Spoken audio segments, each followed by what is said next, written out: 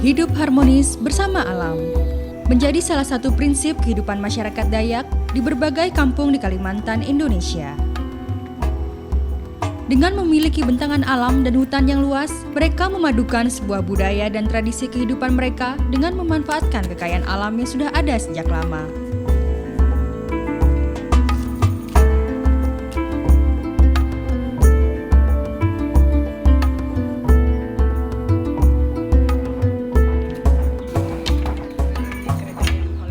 Budaya dan tradisi menenun dan menganyam sudah mereka lakukan sejak ratusan tahun yang lalu.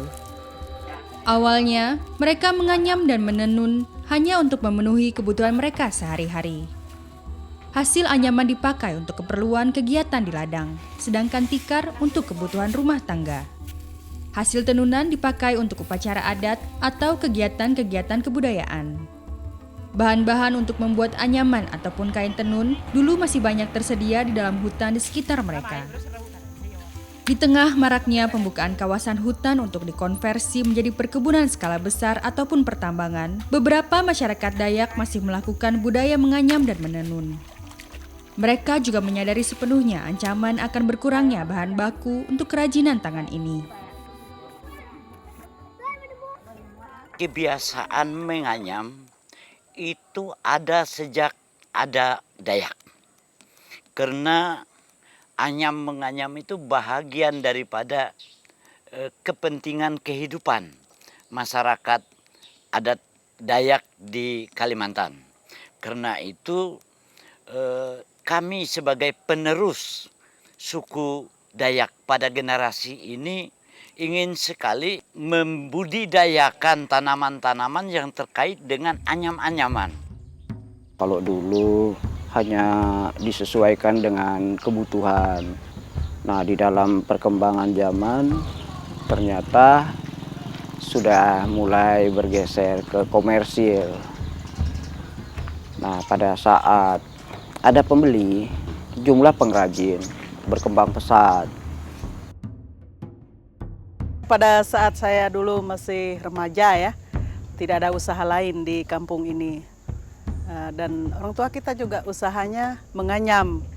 Jadi otomatis saya harus belajar untuk mencari uang itu dari anyaman. Saya mulai menganyam itu dari tahun 1984. Saya masih SD waktu itu. Saya belajar anyaman itu dengan orang tua saya sendiri, dengan ibu saya. Setiap saya pulang sekolah saya belajar. Saya tidak harus dibimbing gitu. Cuman karena ada anyaman di rumah, ibu saya tinggalkan sebentar, saya pegang gitu. Saya niru dari yang sudah ada. Saya dulu mulai menganyam itu harga anjat itu 2.500. Sampai sekarang yang sering saya bikin itu dengan harga 70. Tapi saya ingin ada peningkatan lagi di bidang pelatihan ya, untuk supaya bisa menghasilkan anyaman itu yang lebih baik lagi dan mereka bisa menuruti kemauan pasar. Melihat potensi menganyam dan menenun yang dimiliki masyarakat lokal, serta adanya ancaman kebutuhan bahan baku, beberapa LSM dan lembaga lainnya mencoba membangun sebuah gerakan untuk mempromosikan kerajinan tradisional dan mata pencarian yang berkelanjutan bagi masyarakat lokal. Sejak 2008, beberapa lembaga ini bergabung dalam sebuah nama Craft Kalimantan, yang terdiri dari jaringan pengrajin tradisional dan kelompok pendukungnya. Mereka belajar untuk mengembangkan produk, memasarkan, mendesain, mengelola keuangan, dan menguatkan kelembagaan para pengrajin. Kita melakukan penguatan kelompok. Di desa Pendakatapi itu ada namanya satu kelompok Mawar namanya. Nah, untuk desa Pantai itu kelompok Pelangi. Masing-masing kelompok itu ada 20 orang. Penguatan kita lebih mengarah kepada mereka untuk budaya menganyam itu tetap harus berjalan dan berlanjut. Nah, ya mereka harus didampingi terus berkaitan dengan kualitas, bagaimana tingkat pasarnya sendiri, jumlah produknya sendiri. Namun dari jumlah produk itu sendiri mereka banyak sekali kendala-kendala, terutama bahan baku. Ya, kalau untuk produk sendiri sebetulnya di tingkat masyarakat mereka masih dalam bentuk tikar ya, seperti itu. Nah, melalui program CK kita meningkatkan nilai dengan mengubah bentuknya juga lebih fungsional, seperti menjadikan tas, dan itu tidak hanya dilakukan di tingkat pemasaran tapi juga di tingkat kelompok masyarakat juga mereka sudah mulai lebih kreatif membangun atau membuat desain-desain baru untuk dijual langsung ke buyer. Di tahun 2011 beberapa staf di Antama dan Deta itu mengikuti kegiatan exchange visit yang diadakan oleh NTFP ke Filipina.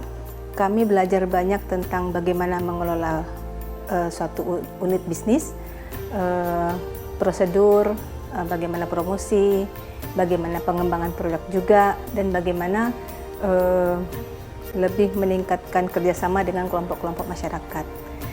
Banyak pembelajaran sebenarnya yang kami dapat dari kegiatan exchange visit itu, dan kembali ke sini dengan visi yang lebih besar untuk pengembangan produk. Bagi kami, JMM menjadi satu bagian dari jaringan Kraft Kalimantan, sangat terbantu untuk itu tadi, untuk ketersediaan bahan baku, kemudian promosi dan pemasaran, kemudian peningkatan kualitas. Artinya bahwa dengan adanya Kraft Kalimantan, tenun ikat, Dayak dan kerajinan bisa diperkenalkan kepada pihak lain, baik itu nasional maupun internasional. Kemudian kualitas dari tenun itu meningkat dan ketersediaan bahan baku juga mulai tercukupi. Kraft Kalimantan memfasilitasi pemasaran dan promosi hasil-hasil kerajinan dari pengrajin jaringan Kraft Kalimantan. Ini dilakukan mulai dari tingkat lokal yang dibantu oleh teman-teman mitra Kraft Kalimantan, juga di tingkat nasional dan internasional melalui Borneosik yang merupakan unit usaha dari Kraft Kalimantan. Saat ini, pengrajin seperti Ibu Ani di Kutai Barat, Ibu Kursiah di Kapuas, Kanca di Danau Sentarum Kapuas Hulu sudah bisa menghasilkan produk-produk yang bernilai tinggi dengan kualitas terbaik. Produk yang dihasilkan dari tangan terampil mereka diminati banyak kalangan. Bukan hanya itu, para pembeli dan pemakai produk sangat mengagumi ketelitian, keuletan, dan kesabaran mereka dalam menganyam dan menenun. Perubahan setelah Bumi datang, kita dapat pesanan banyak, harganya agak mahal sedikit. Dulu kan kita cuma menganyam tikar aja, tapi sekarang ada tas, ada dompet. Kerapian anyaman juga meningkat, kita kan harus dibilang harus rapi. Anyaman semakin bagus, semakin mahal gitu. Semakin banyak yang memesan, kita kan semakin rajin juga menganyam kalau banyak pesan. Kami punya inisiatif bikin kelompok untuk anyaman. Kebetulan kelompoknya ini perempuan semua. Kami kasih nama BUR atau panjangnya Bina Usaha Rotan. BUR ini memberi pinjaman kepada anggotanya dengan dikembalikan melalui produk atau anyaman rotan itu.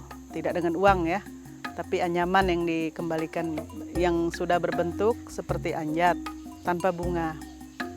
Untuk DPD itu untuk membantu nyepan TV sama koperasi, modalnya dikasihkan modal seperti DPD untuk masa depannya tuh kan.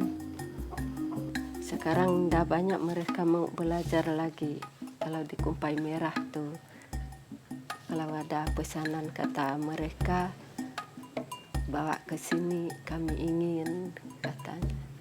Mau mereka sering ada pesanan, kan enak kita terus-menerus menganyam kalau ada pesanan. Selain pasar lokal, produk hasil kerajinan mereka sekarang sudah menembus pasar nasional dan internasional. Hasil kerajinan ini bisa ditemukan di beberapa outlet di Jakarta seperti Maruko Shop, Plaza Bali di Bandara Internasional Soekarno-Hatta, Alun-Alun Grand Indonesia, dan Lotte Mart. Produk mereka juga ikut serta di beberapa pameran reguler seperti Inacraft, Meet the Maker, Artisan Table, dan beberapa pameran di Jepang dan Norwegia. Jadi upaya-upaya yang sudah kita lakukan baik oleh pemerintah Provinsi Kalimantan Barat maupun dari Dekranasda Provinsi Kalimantan Barat, antara lain kita telah membuka outlet atau geria kerajinan baik yang ada di kota Pontianak, di ibu kota Provinsi Kalimantan Barat, maupun yang ada di luar Provinsi Kalimantan Barat. Seperti di Jakarta kita punya geria outlet di Gedung Simisco. Yang kedua, kita selalu ikut sertakan produk-produk ini pada event-event pameran, baik skala nasional maupun skala internasional. Kita setiap tahun banyak event yang kita ikuti.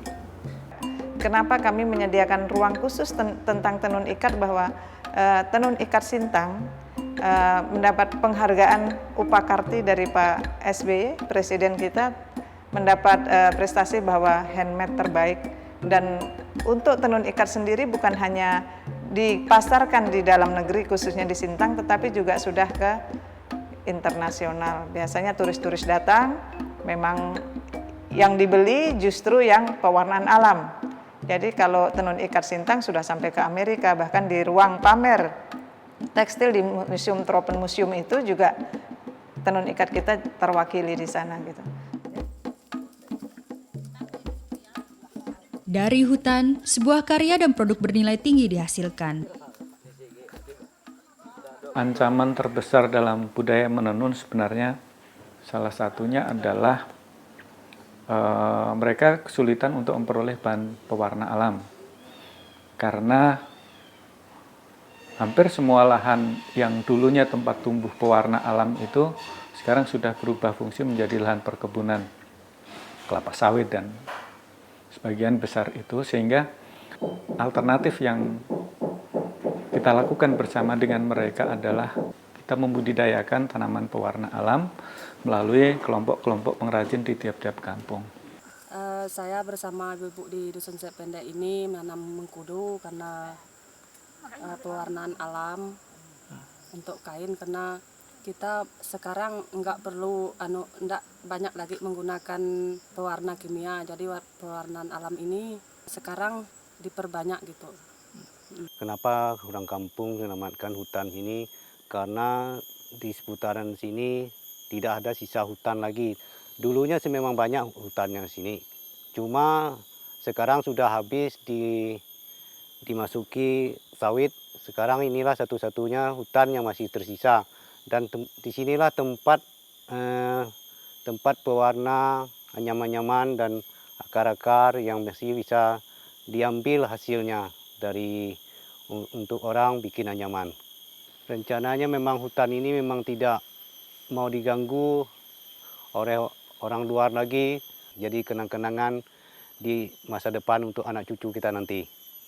Saya pikir inisiatif yang dilakukan oleh Craft Kalimantan, saya pikir sangat bagus sekali. Saya lihat dari dulu problem-problem dalam HHBK, pengelolaan hasil hutan bukan kayu itu karena kelemahan di insentif untuk hulunya di masyarakat ini. Saya kira sejalan ya program hasil hutan non kayu untuk teman-teman dari Craft Kalimantan, sejalan dengan program pemerintah, dan itu strategis karena melibatkan banyak masyarakat lokal, kemudian pengrajin yang juga selain untuk meningkatkan nilai tambah HBK juga untuk meningkatkan kesejahteraan dan memperkenalkan budaya dan kerajinan yang sangat beragam di Nusantara ini.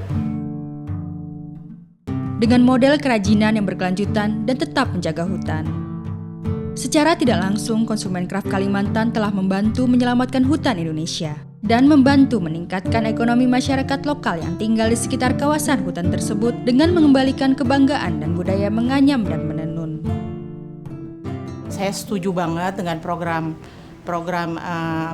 Craft Kalimantan ini, karena ya supaya bangsa Indonesia juga melek bahwa hasil karyanya sendiri itu harusnya dia sebagai orang Indonesia yang menghargai sendiri, jangan kita tunggu orang lain sudah menghargai atau orang lain mencuri baru kita sibuk gitu loh dengan segala macam ininya lah, ya minta dihargain lah kita juga, kenapa dicuri. Nah sekarang kan kita selalu komplain, tapi kita kenapa tidak menjaga gitu loh, menjaga produk yang ada. Untuk mendapatkan produk tenun ikat, kita mendapatkan satu motif dengan nilai filosofi yang luhur, itu tidak bisa dibandingkan dengan harga yang ada di dalam kain itu. Jadi kalau menurut kami yang sudah berhari-hari sering berinteraksi dengan para penenun, sebenarnya harga itu murah dibandingkan dengan nilai estetika yang ada di dalam kain tenun itu. Dengan mereka membeli hasil komoditi rotan, maka mereka membantu lingkungan hidup kita, membantu hutan-hutan, karena di Kalimantan ini rotan itu merambat di hutan. Jadi dengan demikian saya selaku pemangku adat salah satu di Kalimantan Tengah berharap betul kepada masyarakat dunia, masyarakat Indonesia untuk bersama-sama menyelamatkan hutan. Sebuah inisiatif dan upaya untuk memaksimalkan pemanfaatan hasil hutan bukan kayu di hutan-hutan Kalimantan sudah dilakukan oleh masyarakat lokal. Diperlukan dukungan dari berbagai pihak untuk terus meningkatkan pendapatan masyarakat lokal melalui pemanfaatan hasil hutan bukan kayu yang tengah digiatkan oleh mitra dan jaringan kerja Kraf Kalimantan beserta pengrajinnya.